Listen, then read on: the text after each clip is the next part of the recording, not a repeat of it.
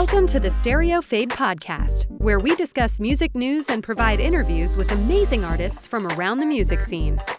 Now, here's your host and editor-in-chief of Stereofade.com, Josh Brown. All right. Today, oh no, why am I talking like this is like freaking Joe Rogan or something? Yeah, you're like, all right, so today, everybody. All right. Good evening, morning, afternoon to those who may be listening or watching on our YouTube and Spotify. My name is Josh Brown, and this is the Stereofade Podcast. Today, we have a very special guest, someone I can honestly relate to, just same industry, and just someone who I have a lot of questions for, just to kind of get a different idea and view of the same things I do. Today we have Sarah Sharpe, a concert photographer based in Toronto, Ontario, Canada. You got it. Yes, because y'all have provinces, we have states. I think you have provinces. I don't know. Yeah, you got it. You're doing good. You're doing it. The funny thing, I've only been outside the country once, and it was to Niagara Falls, and then we drove up to Toronto, and then stayed there for a couple of days. But I was in fifth grade, so I was like 12. So I have memories of the trip, but it's like it's been a minute. It was so long ago. Yeah. It's been a minute since you've been up here. Exactly. So, but it was good to see you. I finally see. I've seen your pictures, but I can match your face to the text and everything. So, how you been? I've been good. I've been busy. Lots of stuff been going on now that it's like peak concert time.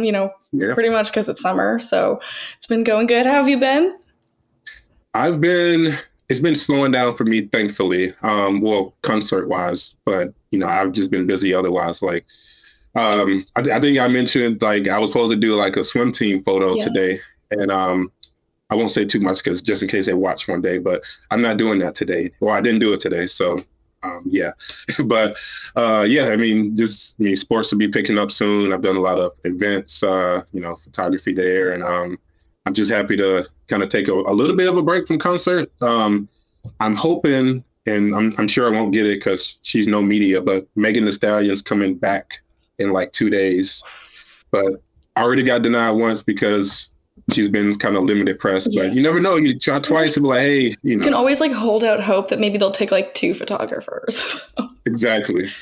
And the funny thing, I know a guy who like works with a big hip hop magazine, and he like was standing next to her in this video on Instagram. He was like, can you give a shout out to the city that we're going to, Charlotte, North Carolina?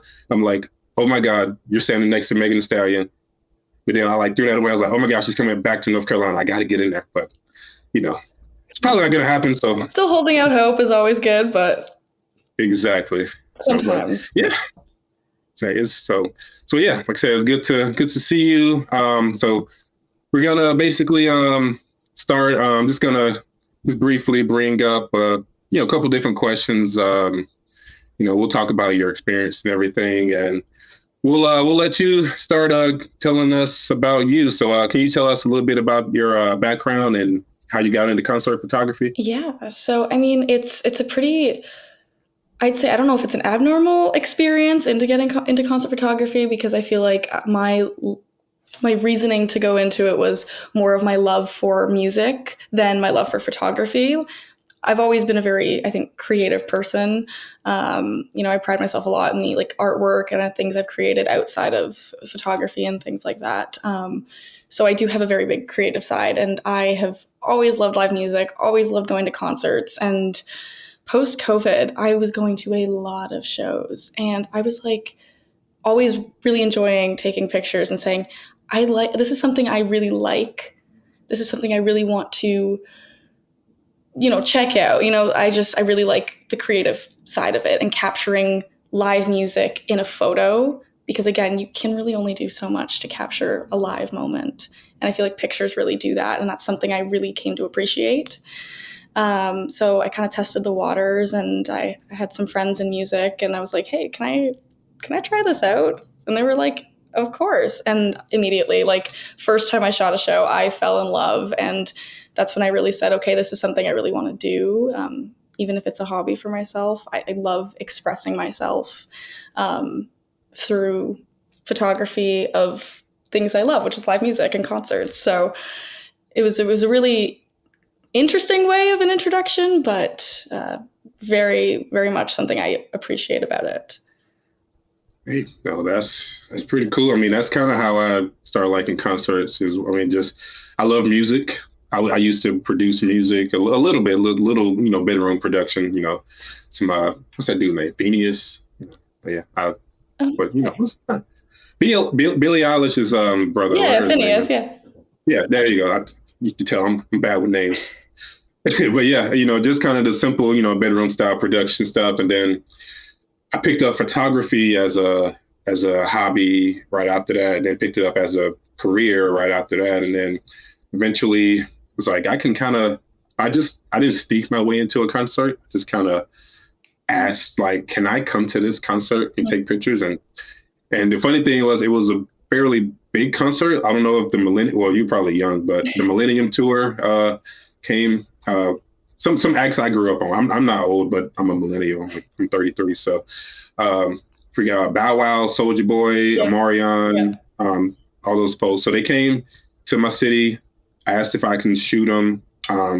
They said, yeah, just come go in the pit. So I stayed the whole show. I could shoot from the crowd, but I can get right up to the pit, but not in the pit. So it was like pit photos. That's so awesome though. Like as a first show, like that's pretty killer. Right. Because how long ago was that, if you don't mind me asking? How many years ago? I want to say those photos have 2021 in them. Okay. Yes, I believe it was 21. So that was my first concert, but that was like kind of like my last concert until like last year. So when I actually wanted to be a concert photographer. Yeah. So I thought every concert would be that easy to get into, but I'm sure you can attest to it not being that easy. Well, like my first concert was at, it's not a fairly large venue, but it's a pretty well-known venue. It's called Massey Hall here in Toronto. And July Talk was on tour, and their opener was a band called Crown Lands. And I've had the opportunity to meet them a bunch of times. And we had been chatting, and I talked about how I had been wanting to shoot a show. And they were like, come on by. It was a double headline weekend for July Talk, and they opened both nights, and they said I could come by both nights. So it was a pretty intense first show, because it's a slightly more intimate venue than like stadiums and things like that. But I was in the pit. It was pit photos, but smaller pit. And it was super cool, because then the singer Cody, they went and, reposted some of my photos, and that kind of got my foot in the door right off the bat, which was super cool. Now that's pretty cool. What was the name of the group or band or artist? Crown Lands. Yeah, they're from just outside of Toronto here. Okay. Yeah. So they opened for Kiss on their last tour. Oh. Yeah. Oh yeah, we got to talk about Kiss. Oh God. We'll get to that. Let me add that to my list of things to mention. Is the Kiss show. Man, that made me sad, because I was looking forward to it. I had to tell my whole family. I was like, man, we about to see some, like, I had Kiss on the site. That should bring some traffic. And I was like about to leave the house, and I was like, just opened my phone, and I went, no. Yes. Yeah. For those of you who don't know, we were approved to shoot Kiss, and what was it? It was in Toronto. It was in Toronto at Scotiabank Arena. Yeah. And one of the artists got sick, right? Paul Stanley. Paul Stanley. Yeah. And whole show was canceled. I was like ready to go, like fully in, like I was in like suited up in my like photography outfit, got my bag on my shoulder, look at my email, show's canceled, Paul Stanley's sick. I had like everything already in my like Ticketmaster. I was ready to go. Show's canceled. I was like, oh my God. Yeah. Not even postponed, because have they come back, or? Well, because I think they made a really big deal out of it being their like last tour ever. Right. Because their last show they did was Madison Square Garden a couple nights later or something. So they were like, it wasn't even postponed. They were like, nope, canceled, done. I was like, yeah. I felt for you. Yeah. And it's this. I think that was the second time I had an issue with an older band. Like the same thing happened with me for Aerosmith. That got postponed, but there's no date yet, I don't think, or it's 2025 or something. But same thing with Aerosmith. Yeah, at least you didn't have I think the last week, Willie Nelson had to drop out of his tour. He was going to be here, but I wasn't going to shoot it. But yeah, I saw that he dropped out. But his son took his place at least and covered his songs. But it's the same, but it's not the same, you know. Yeah, that's the hard thing about like it's such a goal to like go and capture these shows of these artists who are so iconic and have been around for so long, but then due to sometimes, their age, they can get sick a lot easier, or they may need to take more breaks, and like things like that happen with, Aerosmith, Steven Tyler got sick and rescheduled. Paul Stanley was sick and they just canceled it. It comes with the territory sometimes of these older bands. Yeah. I'm happy you've succeeded so far. Well, maybe not get every show, but, gotten enough to feel like it's worth it at least. 100%. Yeah. Exactly. When it comes to the photos themselves that you take, or at least that you edit, are there any photographers or artists that have influenced the way you edit or influenced the way you shoot or anything? Yeah. I mean, personally, I really like big colors and like playing with what I'm given. So if there's a little bit of pink in the picture, I want to make, the pink so visible and bright. I love bright colors. I do appreciate black and white photos, but I try to like steer away from them and do, big saturated colors and things like that. And I think a really big inspiration photo wise is, her name's Annalie Media on Instagram. Her name's Annalie. And she did photography for, I think, Coldplay and Greta Van Fleet in the last little bit. And she is super, that kind of, big colors, just dramatic images, and they're just so eye-catching. And she's definitely a photographer I've looked up to in terms of what she puts out media-wise, and she's fantastic. So, Annalie Media. I think I wrote that down, but I have no idea if I spelled that right. Yeah, it's Annalee, and then media at the end on her Instagram. 2 N's in there. Yeah, that could have ended up kind of costly on my spell check. No comment. All right. But no, that's pretty cool. Yeah, it's always good to have those influences that, you kind of match, because photography's been around so long, and, there's only so many styles we can kind of reinvent. So everybody's going to have an influence when they start. Exactly. Or, I've been doing photography since high school, which was back in 2009. I graduated from high school, but probably not even born yet. Oh, I was born in 2009. I was just 6 years old. Exactly.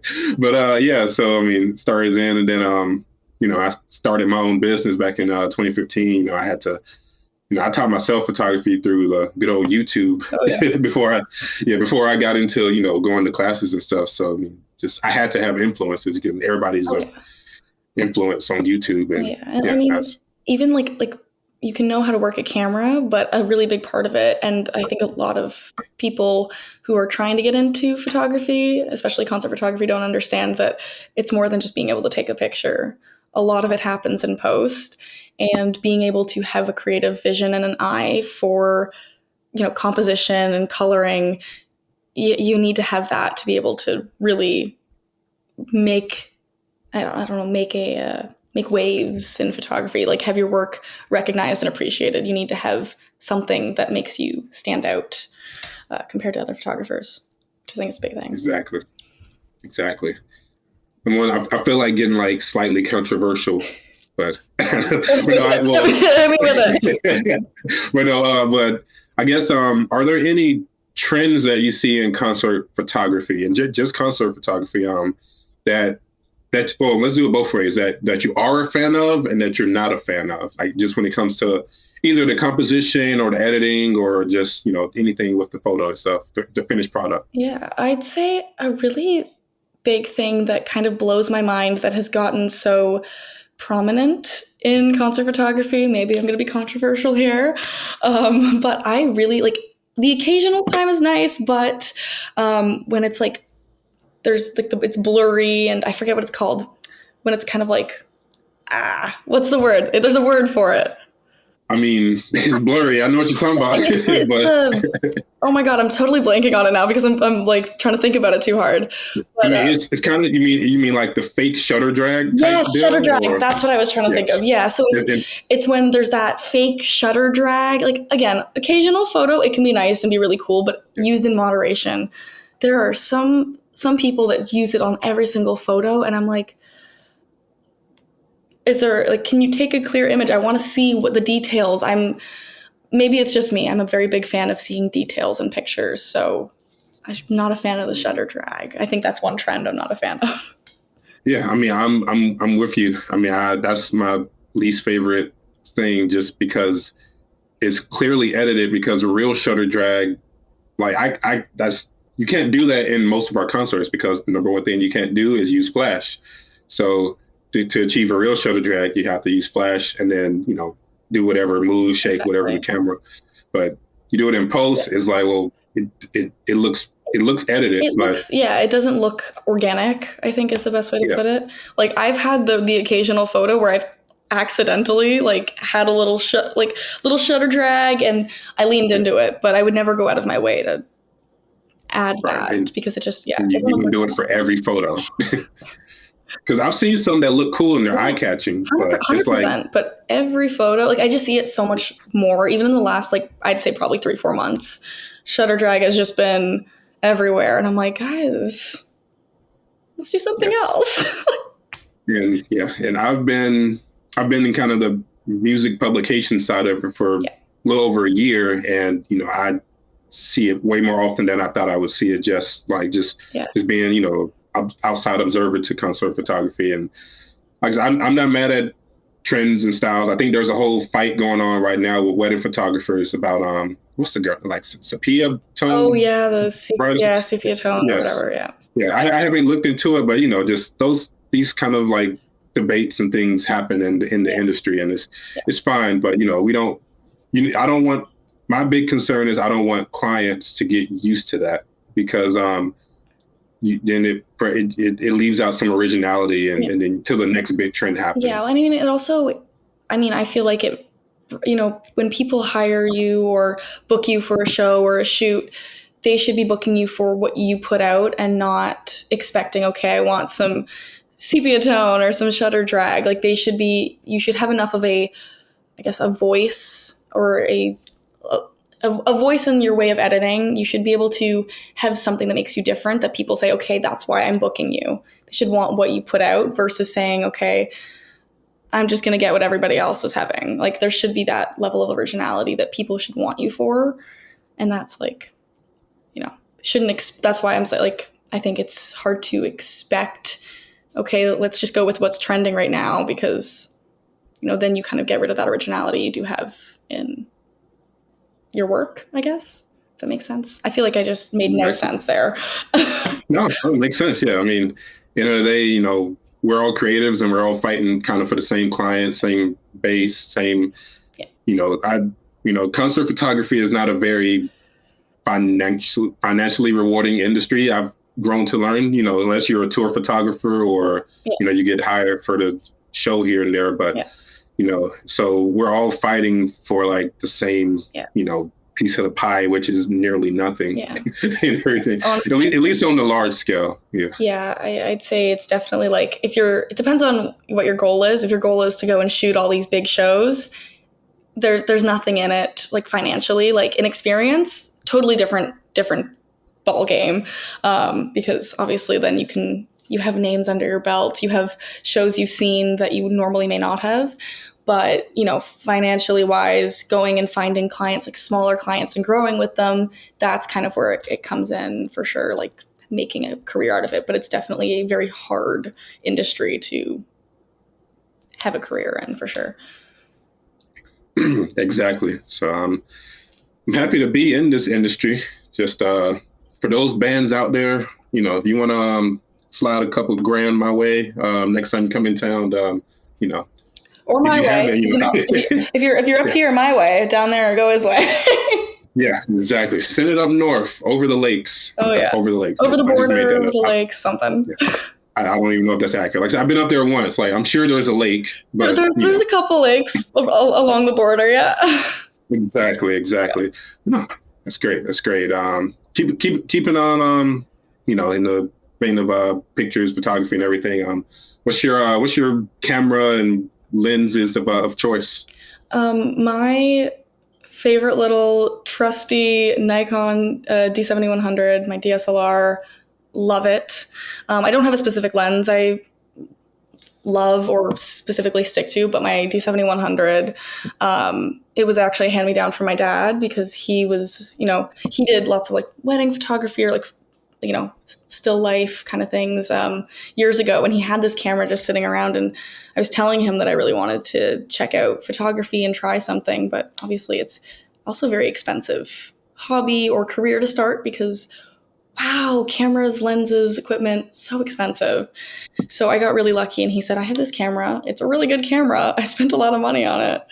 Try it. And so it's stuck by me through every single show I've shot. And I, again, don't have a favorite lens, but that camera, it's small but mighty. I love it. D7100.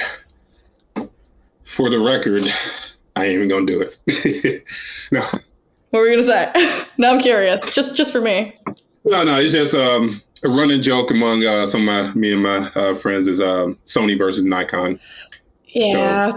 That's fair. I know it's controversial. I'm a Nikon user, but I can appreciate a Sony camera. I can. It's just what I have, and I really like it, and I like the interface and everything. But I appreciate Sony. I do. I swear. I know, but no, I do enjoy Nikon because they've kind of built. For a while they had kind of the wedding industry kind of photographer kind of in a chokehold. They not chokehold, well, stronghold. That's way better. But yeah, everybody Nikon wants to go to is, I guess it's like I'm past that stage where I should be like fighting over brands, but it's like Apple versus Android. It's like, you can be 80 years old and be like, I got, blue text, you got green text, It's sometimes just fun to just see what people say. It's unless it's, mean, it's always interesting to see why people have the opinions they have. So exactly. I mean, I've only fought a couple people, but not a lot, Yeah, only a couple. Exactly. Well, that's cool. And you mentioned, do you pretty much have the standard lenses? Yeah. Got 24 to 70s type deal. That's typically what I go to, but I flip flop. Nothing specific, but the 24 to 70 is I'd say probably my most used if I had to think about it. But for your front of house shows, what's your typical go to? I try to keep the 24 to 70 on. It's again very small but mighty, but I don't have. I'm forgetting the actual lens size, but I don't have one of the really big, like huge lenses for like all the way back. It's something I still got to invest in. But yeah, I don't have one of those guys. I don't. Definitely it's in the near future for me, but I don't have one of those like Goliath lenses for like festivals, or I should have for front of house, but also not tall enough for them to be useful. I mean, like you said about how expensive this stuff is. I mean, I didn't buy everything at once because it's crazy expensive. But I mean, the lens I just had, the 120 to 300 Sigma, I got it used and it still costs like $2,000. Yeah, and that's the thing. Like, it's on my bucket list of things I got to really invest in. But again, it's an investment. It's not just something you can say, I'm just going to go to the store and buy. Right. Yeah. So. I built up my collection over the years. I mean, 2 cameras, 24 to 70, 7200, 24 to 105, 85, 120 to 300. But I at most bought one lens a year. Really, not even that. Like one lens every 1.5, 2 years. Yeah, well, that's my next one is probably going to be the 120 to 300, just because my 24 to 70 is pretty good in terms of range. But I need something because I feel like a lot of shows recently, especially, have been front of house. So I'm noticing like, okay, I'm having a lot more trouble in terms of just getting those really close ups from far back. So I'm like, I know that's my next buy for sure. Was Nickelback pit or front of house? It was front of house, but it was actually further back than the soundboard. It was at Falls View Casino, the OLG stage. They always have. I was just talking to I think their communications manager there. They never have a photo pit, and even though it's soundboard shoot, it's like double the distance back. Like it's pretty far back, right? But it's slightly raised, so it's a bit better. But I hate soundboard front of house shoots because I'm short, so I have a really hard time with it, step stool or not.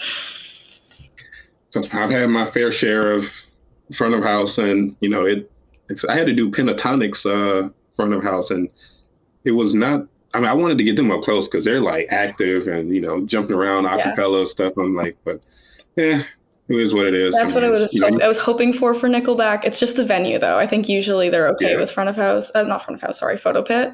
But it's just the venue itself doesn't have the space for it because it's a really small GA. So. Hey, I would have sat in somebody's lap to get the shot. I know. I would have got kicked out. It was really tempting. I was like, do you guys mind? Can I just, Chad Kroger's right there. Right. Well, at least let me sit on your shoulders, Yeah, I'll be really quick. Can I just get up there for 1 sec? Exactly. Now that's it happens. Like I say, it's going to happen even more with the way these artists. But a lot of these artists are having these elaborate stage setups, and it's like. Yeah. A lot of them, even for safety reasons, won't even let us up close. I get it. Well, that's why I hate it, but I get it. Yeah, I was really grateful when it was under a different publication because you had Melanie Martinez, I know, last week. Mm-hmm. But I did the Melanie show, and that was one show I will say was phenomenal. To be in the photo pit. She's a fantastic performer. Really played it. I don't know about for your show, but she was playing it up for the cameras and really giving. Oh, yeah. Great shots. So she was a really fun shoot. And your photos from it were so good. They looked awesome. Yours as well. You actually encouraged me to post I wouldn't say encouraged, but you kind of prompted me because I was like, I took these good photos, but I'm so busy I can't edit. Yeah. And then I saw yours.